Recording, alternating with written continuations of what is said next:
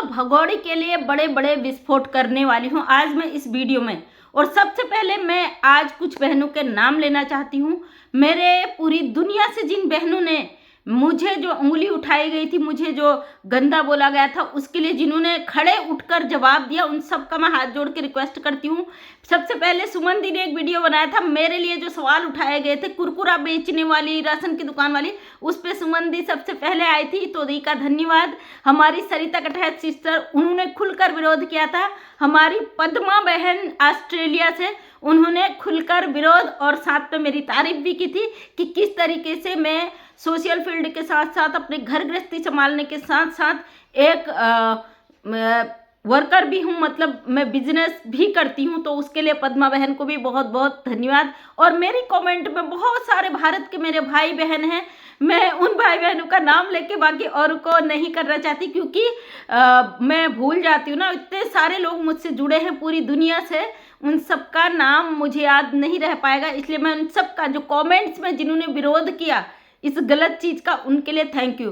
तो बेटा, इस तरीके से हमारे भारत की महिलाओं का जब आप अपमान करते हो ना, चैलेंज करती हूँ, अगर तुम्हारे बाप में दम हो ना, हमारे चैनल में आके कमेंट करना, हमारे लाइव में आके कमेंट करना, तुम्हें तुम्हारी ऐसी धज्जियां उड़ा देंगे कि तुम अपना मुंह दिखाने के लायक नहीं रहोगे। वैसे भी तुम मुंह कहाँ दिखाते हो, तुम्हारा तो कोई फेस ही नहीं है, तुम्हारी तो कोई औकात ही नहीं है, इसलिए तुम किसी भी लायक नहीं हो। मर्द कहते हो ना, नाम है, आईडी है, लेकिन तुम्हारी शकल नहीं, तुम्हारी औकात नहीं है।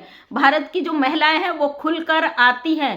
पूरी दुनिया की जो महिलाएं, हमारे पाकिस्तानी बहनों ने मेरा सपोर्ट किया था, उन्होंने इसको लथाड़ा था कमेंट में, समझे। जो इंसानियत रखते हैं वो न हिंदुस्तान, न मुस्लिम, न पाकिस्तान कुछ नहीं देखते, वो इंसानियत देखते। बेटा, किसी भी महिला को टारगेट करने से पहले अपनी औकात देख लेना। यह था उस बंदे के लिए और हमारी प्यारी बहनों के लिए। थैंक यू नहीं बोलूंगी क्योंकि आपका प्यार है, उस प्यार के लिए कोई थैंक यू नहीं होता। थैंक यू बहुत छोटा शब्द है, इसलिए आप सबको मेरा प्यार। आज बात करते हैं भगोड़ी की। भगोड़ी ने आज एक क्लिकबेट थंबनेल टाइटल डाला है। भगोड़ी ने लिखा है कि सीमा गई बाजार खुद और शॉपिंग करके लाई है FIR, मतलब सीमा ने ये जताने की कोशिश की है कि मैं बाजार गई थी शॉपिंग करने, जैसे कि इसको अलाउ नहीं है, ये बेल पर है और इसको अलाउ नहीं है वहां से कहीं बाहर जाए। इसने क्लिकबेट टाइटल लगाया FIR, ताकि लोग इसे देखें कि सीमा बाहर कैसे गई, और FIR तो नहीं कटी। मैंने भी पूरा वीडियो देखा, जब मैं देखती नहीं हूँ तो मुझे भी लगा भाई ये खुद लिख रही है कि मैं खुद बाजार गई और FIR, तो मैंने भी इसका पूरा वीडियो देखा जिसमें कहीं पर भी इसका नामो निशान नहीं था। जहाँ इसने ये बोला कि मैं खुद बाजार गई और खरीदारी करके लाई, इसने बोला कि अंजलि भाभी मेरे लिए इतना सारा सामान खरीद के लाई। तो बेशर्मा, जो हमसे कहते हो, जो तुम्हारे टाइटल में होता है, जो तुम्हारे थंबनेल में होता है, वो तुम्हारे वीडियो में होता ही नहीं। अकल को खोलो, आंख के अंधो, जाके इसको बोलो कि तू झूठी, तू मक्कार, तूने इतना बड़ा टाइटल लगाया कि मुझे FIR में खुद गई खरीदारी करने, तो ये बंदी ने इतना बड़ा टाइटल डाला है। आप लोगों को शर्म नहीं आती? हम लोग जो बोलते हैं ना, वही हमारा टाइटल थंबनेल में होता है। वो आपके दिमाग की कमी होती है कि आप उसको दिमाग से नहीं देखना चाहते हो, क्योंकि आपको चाहिए कि अगर हमने बोल दिया कि सीमा जेल जाएगी या गई, तो आपको लगता है उसमें हम पकड़कर उसे जेल में डाल दें। अरे बुद्धि तो आप लोगों की इस औरत ने भ्रष्ट कर दी। आज बात करते हैं पाकिस्तान से। 2-3 वीडियो मैंने देखे, बादल बाबू को लेके, सीमा हैदर को लेके। एक किंजा का देखा, किंजा ने किसी भी वीडियो में बादल के लिए गलत नहीं बोला है, बादल को गाली नहीं दी है और कुछ नहीं बोला है। बिल्कुल सटीक शब्दों में उसने बोला है कि बादल, गलती तो किसी से भी हो जाती है, बादल को वहाँ भेजा जाए। तो फिर आप लोग किस हक से कहते हो सीमा यहाँ से नहीं जाएगी, गुलाम हैदर के बच्चे नहीं जाएंगे? आप कानून क्या आपके पापा जी ने खरीद के अपने जेब में रख लिया है? और मैंने 2-3 और पाकिस्तान के चैनलों पर वीडियो देखा, जहाँ पे हर चैनल में यही था कि किसी ने भी बादल बाबू के साथ गलत नहीं किया। और सबसे बड़ी बात, जो ये भगोड़ी ने यहाँ बैठ के चैलेंज कर दिया, हमारी सरकार, हमारे कानून, हमारे उसको। और भगोड़ी, तुझे क्या लगता है? आज ये कह रही है कि ये मग कप खरीद के लाई है, और इसका कहना है कि पाकिस्तान में तो 250 का कप था, मैं एक ही खरीद पाती, यहाँ ये 20-20 रुपए के मिलते हैं हमारे भारत में। तेरे बाप का भारत है क्या? तूने खरीद लिया क्या भारत? बेशरम महिला, तू ये जताना चाहती है कि पाकिस्तान तेरा दुश्मन देश है और भारत तेरा अपना देश है?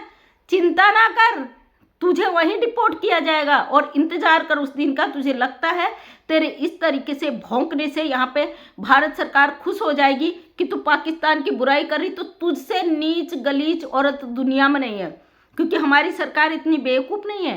तेरी गालियां दे तू उस देश को जहाँ तेरी जन्मभूमि है और यहाँ तेरी वाहवाही करे। तू सिर्फ इंडिया और पाकिस्तान को भड़काना चाहती है, लोगों को लड़वाना चाहती है, हिंदू मुस्लिम करना चाहती है, और वही तू यहाँ पे बोलती है।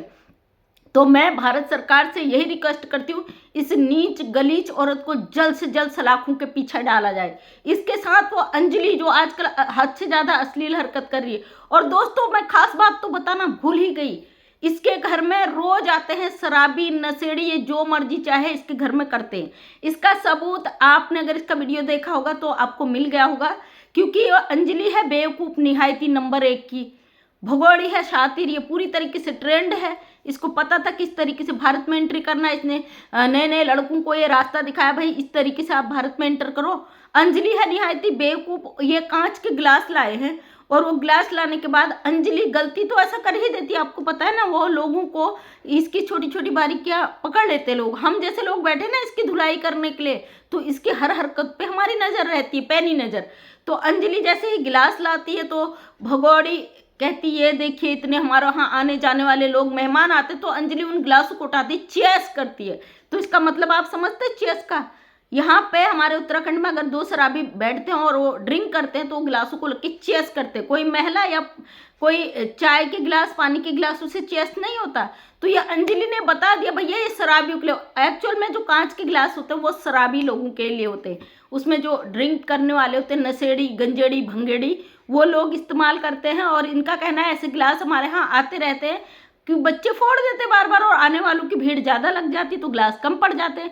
ये इतनी गलीच महिला यहाँ पर बैठकर, और मैं कहती हूँ अंजलि अपनी औकात मत भूल बेटा। तू तो तुझे क्या लगता है तू प्रेग्नेंट है, तुझे जेल नहीं डाला जाएगा, तेरा भी नाम है उसमें, चिंता ना कर।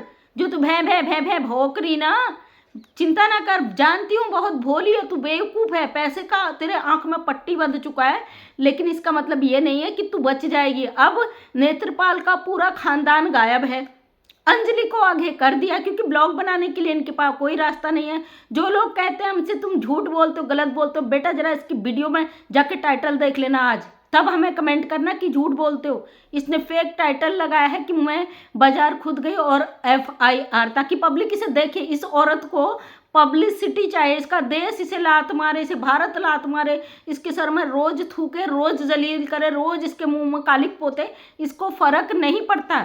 और ये लप्पू तो हराम खाओ है बेचारा, काम हम तो कुछ करता नहीं है, नशे की लत इन्हें नंबर 1 की है।